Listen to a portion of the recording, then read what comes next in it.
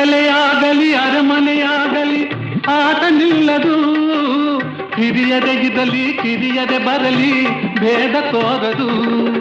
ಕಷ್ಟವೋ ಸುಖವೋ ಅಳುಕದೆ ಆಡಿ ತೂಗುತ್ತಿರುವುದು ತೂಗುತ್ತಿರುವುದು.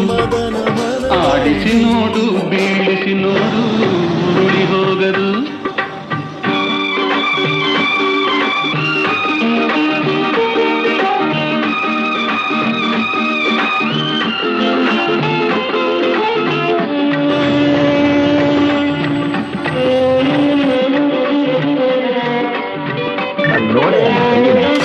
ತಂಗಿ ಕೇಳ್ತ